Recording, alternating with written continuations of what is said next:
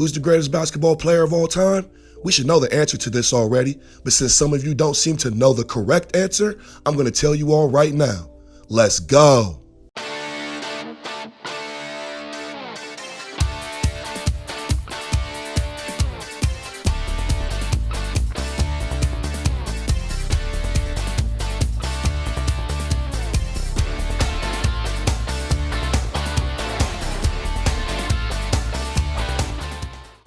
What's up, everybody? Welcome to the Sports Sanctuary. As you can tell from the title of today's video, we're going to talk about Michael Jeffery Jordan and 5 reasons why I believe he will forever be the greatest basketball player of all time. But before we get into all that, if you haven't done so already, please do me a favor, subscribe to the channel and turn on the notifications so you can get alerted every time I upload a new video. And if you could please give the video a thumbs up as well, if you have the time, that is. It would really help me out. If you can't, I get it. It's all good. I still got mad love for you. But with that being said, let's go ahead and jump into today's video. One of the first reasons I want to say that Michael Jordan is going to be the greatest basketball player of all time is just because he was an all-time dominant scorer. He had 1,041 straight games with at least 10 points or more.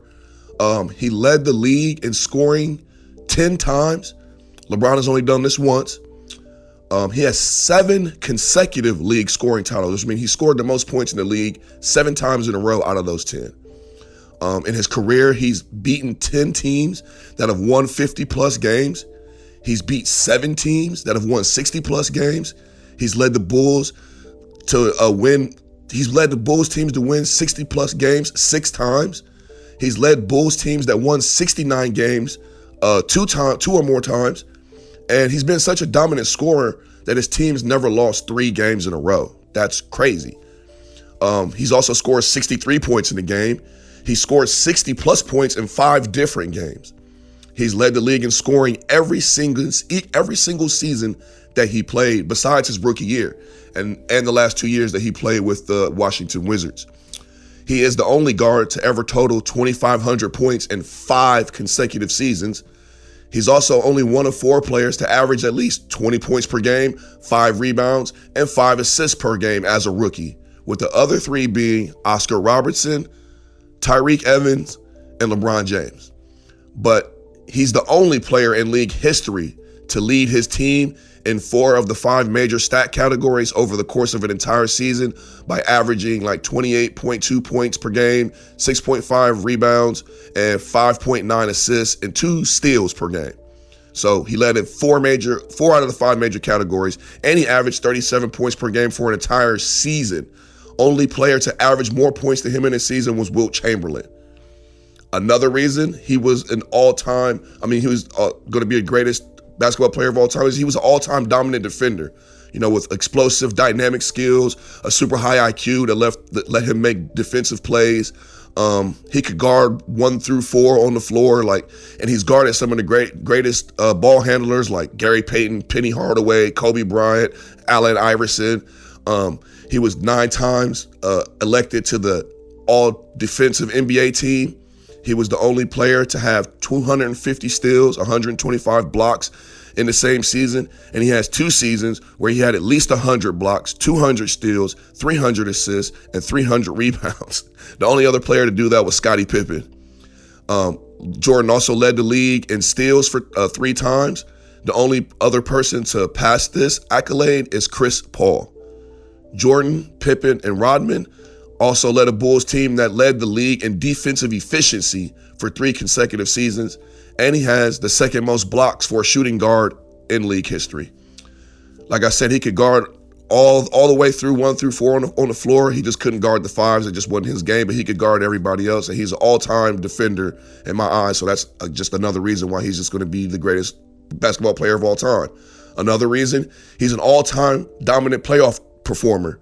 He has 8 games where he has 50-plus points more in the playoffs. He has 38 playoff games with 40-plus points. The next closest person is LeBron, and he's played 27 more games than Jordan at this point.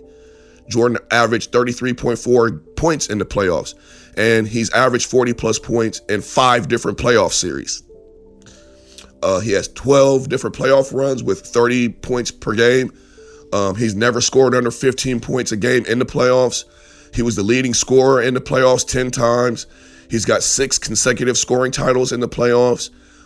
He has 5 playoff series where he averaged 40 plus points per game.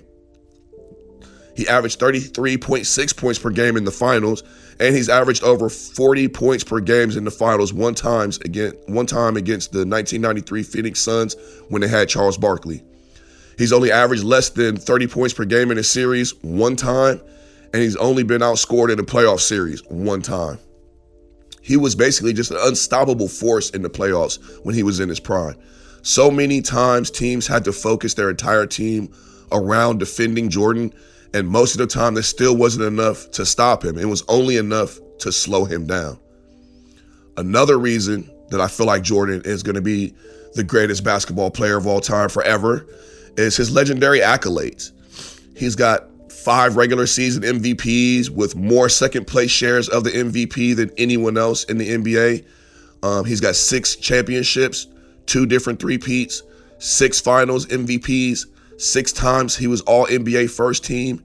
In the 1987-1988 season, Michael Jordan won the regular season MVP award. He won the Defensive Player of the Year award. He won the All-Star Game MVP award. He won the scoring title. He won the steals title, and he was selected to the first time All-NBA and all NBA defensive teams as well. He's the only player in history to ever accomplish that. And lastly, one of my last reasons that Jordan's going to be the GOAT of all time is because he never joined a super team. I know people like to say that the Bulls were super teams, but no, he played in a tough Eastern Conference, one that was arguably one of the toughest conferences in the NBA history. They had Patrick Ewing's Knicks, Mutombo's Hawks, Reggie Miller's Pacers, Penny and Shaq on the Magic, Alonzo Mourning and Tim Hardaway on the Heat. You had Larry Bird in the Celtics. You had the Bad Boy Pistons with Isaiah Thomas. Just on and on. The conference was lit. And as a result of being in that tough conference, Jordan suffered a lot of defeats early in his career from the Celtics and the Pistons. And to me, the fact that he never left to go chase rings or build a super team to get over the hump is something that separates him from every modern superstar like LeBron, Kawhi, Anthony Davis, and all the other stars who've chosen that route to go get trophies. Jordan stuck with the process. He believed in the process and he stuck with it. None of the teams that Jordan played on were super teams. Those Bull teams were teams that were drafted well, coached well, and they made really good free agent acquisitions. That's it. They were teams that were full of role players that had the greatest player on earth playing with them. They weren't formed because Scottie Pippen and Dennis Rodman all colluded behind the scenes to meet up and go on a championship run. And unlike the other superstars in the past and present who played with multiple stars on their team, the only all-star Jordan ever played with while they were all-stars was Scottie Pippen. Nobody else on those teams ever reached an all-star level until Jordan had retired and left the league. LeBron has played with multiple stars at multiple times, multiple all-stars, I should say, like Dwayne Wade, Kyrie Irving, Chris Bosh, Anthony Davis. Larry Bird was surrounded by all-stars, Kevin McHale, such on, Magic Johnson. And to me, this is just something that can't be ignored in the whole discussion when we're talking about GOATs, because it says a lot about how great Jordan was and how he has elevated himself above mere mortals and become the legend that we've all known and come to love today.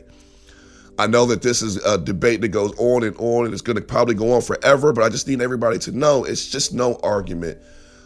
Michael Jordan is the best player to ever play in the NBA.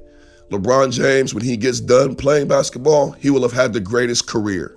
He will have a long, illustrious career full of lots of accolades. He'll probably be the all-time scoring champion and a couple of other nice little accolades. But as far as we call the player, the skills, the determination, the intangibles, all of that stuff, it's no argument.